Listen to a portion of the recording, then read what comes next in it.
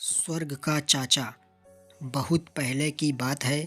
धरती पर 2 सालों तक बिल्कुल वर्षा नहीं हुई। अकाल पड़ गया। अपने तालाब को सूखता देखकर मेंढक को चिंता हुई। उसने सोचा, अगर ऐसा रहा तो वह भूखा मर जाएगा। उसने सोचा कि इस अकाल के बारे में स्वर्ग में जाकर वहाँ के राजा को बताया जाए।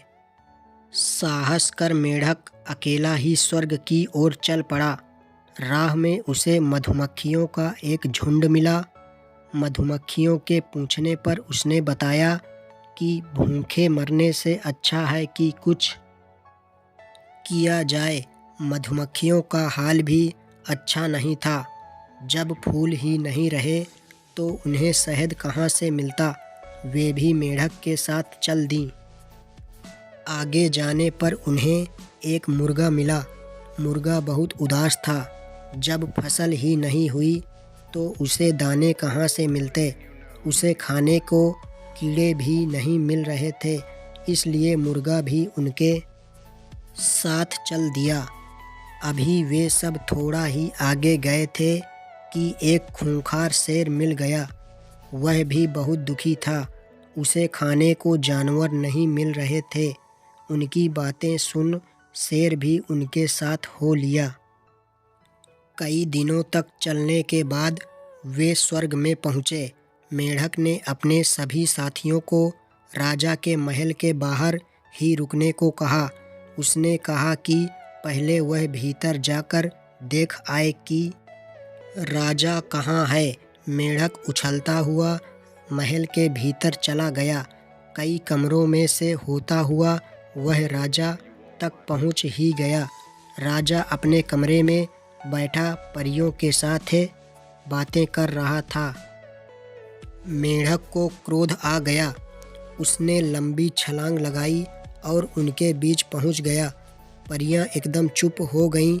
राजा को एक छोटे से मेंढक की करतूत देख गुस्सा आ गया। पागल जीव, तुमने हमारे बीच आने का साहस कैसे किया? राजा चिल्लाया। परंतु मेंढक बिल्कुल नहीं डरा।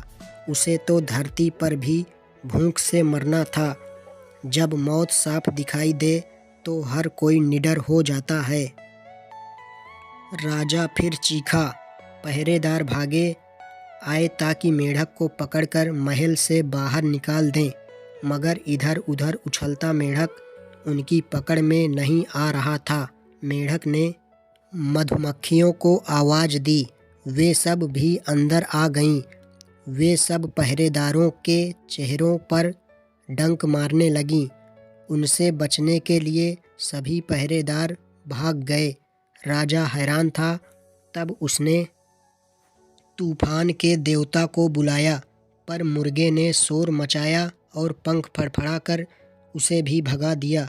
तब राजा ने अपने कुत्तों को बुलाया। उनके लिए भूखा खूंखार शेर पहले से ही तैयार बैठा था। अब राजा ने डरकर मेंढक की ओर देखा।